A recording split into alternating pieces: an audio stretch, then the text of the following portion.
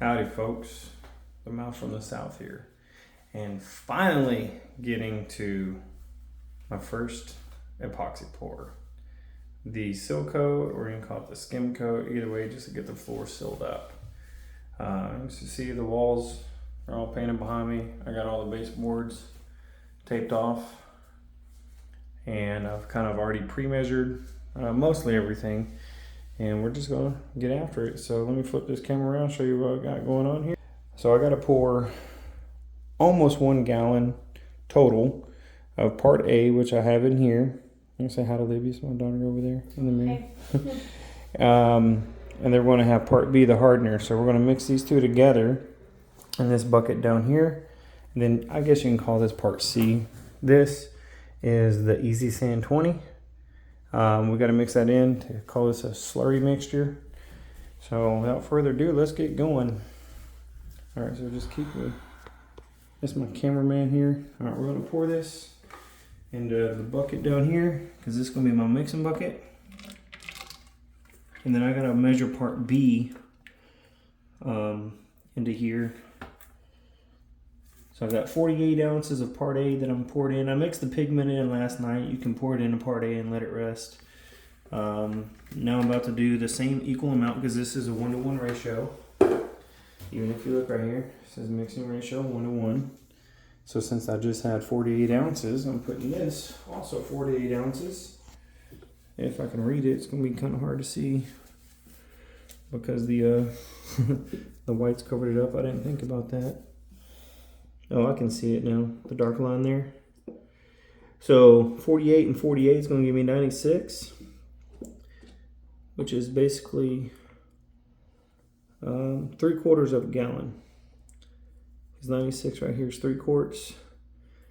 4 quarts is 1 gallon. I only need 3/4 of a gallon, so we're going, oh shoot, I went a little over. I wasn't paying attention, I was talking too much.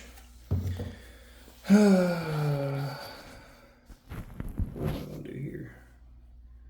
Let me see. It's only a little over, and there's a bunch of epoxy on the walls here. It's all right. It's only like, well, I don't know. That's actually quite a bit over. Let me get some of this out. No, I don't have a way to get it back out. And I don't want to waste it, so I'm not going to pour it. You know, I could just pour a little bit more of A. So 48, halfway, sorry, I totally jacked this up. It's about 52. So that's about 4 ounces maybe.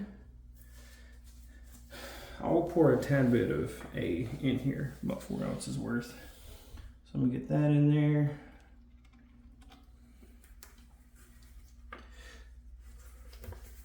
And I'm about to mix it up here in just a minute. Let me see how I can do this. Hand me that paint stick right there. Yep, I have an idea. Put this here, set that on top of there, and just let it drip into there. There we go. I need to mix that up. And then here's some A. This is all A. I was pouring all of my A back into one bucket. Let me get, I'm just gonna scrape this out with a stick. And just try to use a little couple ounces in here of this. Sorry I messed up. First time doing a floor. It's not my first time mixing epoxy. I was just talking and wasn't paying attention to my line. Well, I know there was a lot of A mixed in on that wall. So that's barely anything.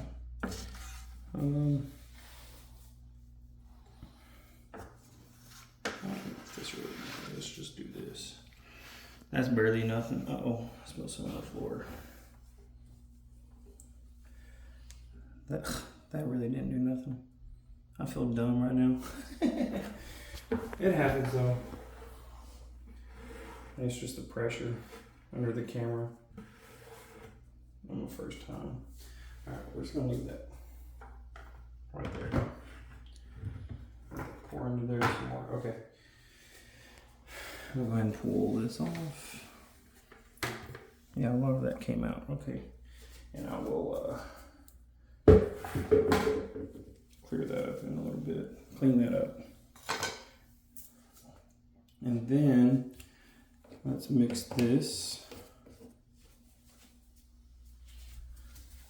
Let me grab my drill real quick.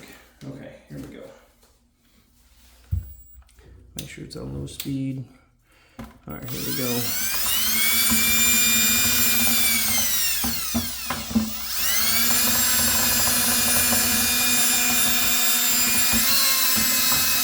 You don't want to spin too fast. You'll get a lot of bubbles in it. Bubbles is your enemy with epoxy. So it's going to take, they said about 3 or 4 minutes to mix this all up. So I'm going to pause the video, speed this up real quick for you, and we'll come back in just a minute and do the next step. Alright, I did 3 to 4 minutes of mixing, part A and part B, with the white color pigment. Now I'm going to call this part C, it's the joint compound. They said to thicken this slurry up.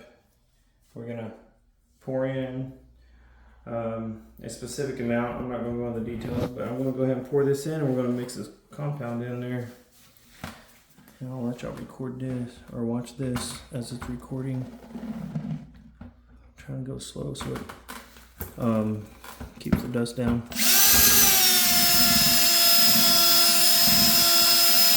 So you're basically supposed to do equal parts. So if I got 3/4 of a gallon, I need to do 3/4 of the joint compound. I did the math because hold the camera still. The liquid is in ounces, quarts, gallons, or whatever, but powder is not. So I basically had to convert pounds to get an equal part. So if I have 3/4 of a gallon, I was supposed to have 9. Let's see, the bag was 18 pounds. They said half a bag, which is 9 for 1 gallon. So I pretty much did 3/4 of 9, which is 6.75. So I did 6.75 pounds mixed into 3/4 of a gallon. Alright, that's almost mixed pretty good. Let's dump some more in here just so I just didn't want to get the dust everywhere.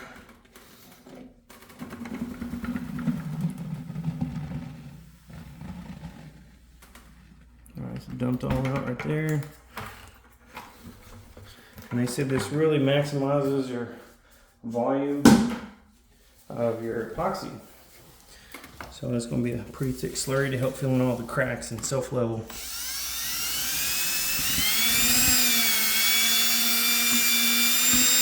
And this I got to mix real well because I don't want no powdery clumps in my liquid. So this I got to mix up pretty good. You'll hear that I'm doing it. It just hasn't caught and sucked it into the liquid yet. But when it does, it's going to look pretty cool. There it goes. There it is. It's almost like a sinkhole. Pretty cool. Turn it around.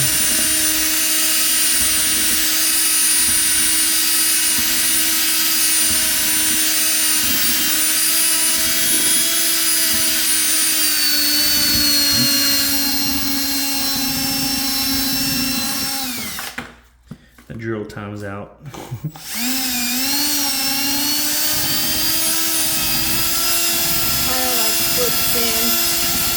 Yeah.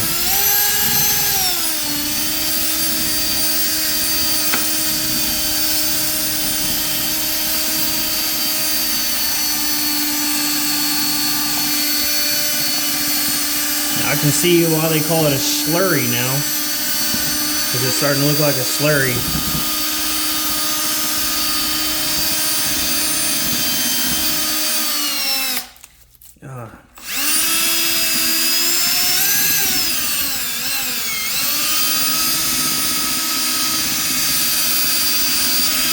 drill is getting hot. I'm working the hell out of it.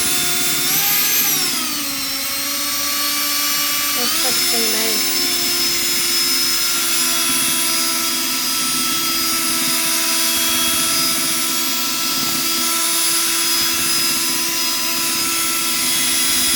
Well, this is pretty thick, so it should definitely fill in any of these low cracks that I couldn't get completely flat. But the color, or the consistency is looking right. Let me turn this bucket around and get this side. I gotta scrape the walls with this mixture here, make sure I get any unmixed product mixed in.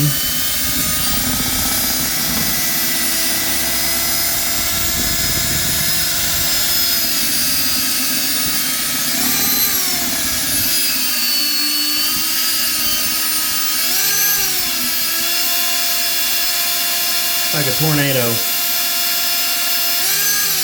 Hey Mom, look over there, there's a tornado. That's an epoxy tornado.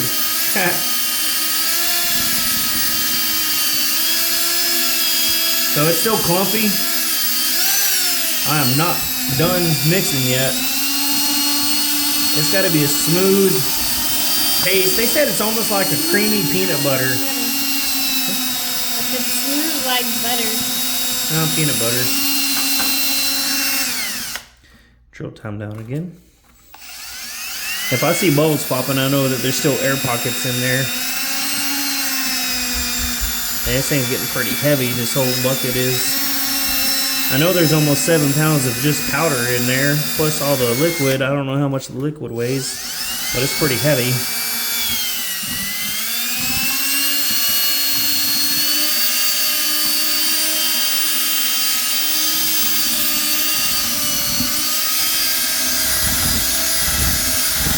Getting the walls, unmixed stuff up here.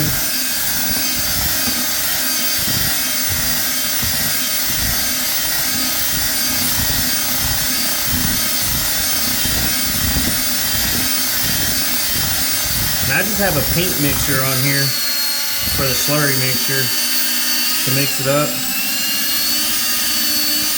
It's because it's flatter and it can go up against the walls of the bucket better than the actual like epoxy mixers will do.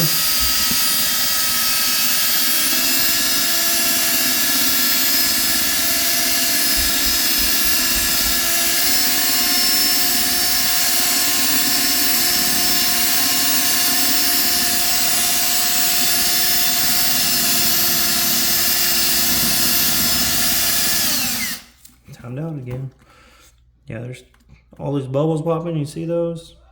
That tells me that there is still powder pockets down there that's trapping some of the air, so I'll need to keep mixing. It's like a chunky peanut butter. I need smooth peanut butter.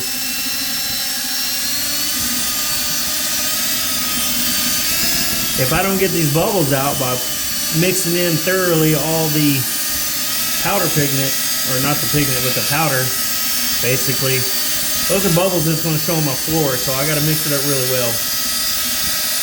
If not, bubbles like clumps.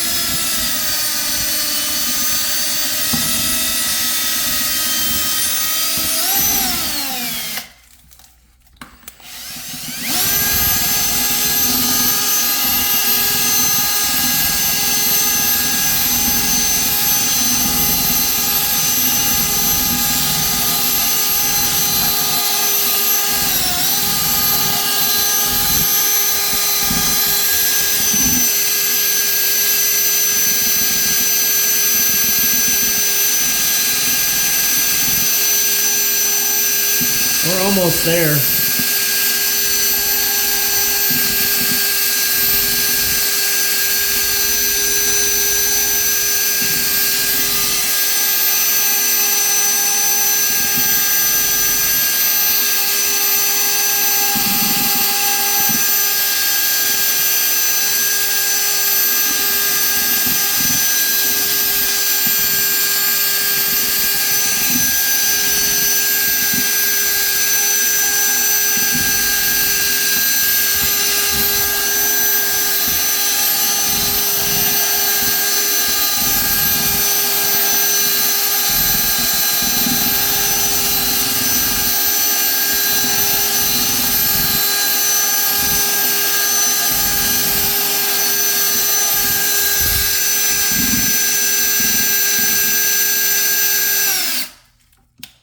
the other direction.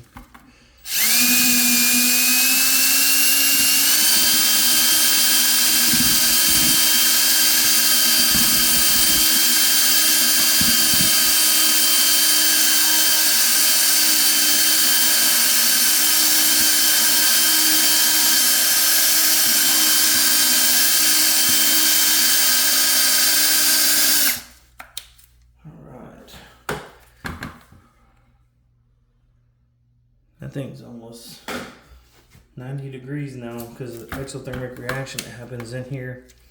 I'm gonna call that pretty smooth there. Clean this off real quick just by doing this. And I'm gonna call that thoroughly mixed.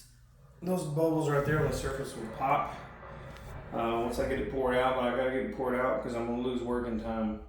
So thanks for watching this mixing video. Tune into the next one and we'll show you the pouring video.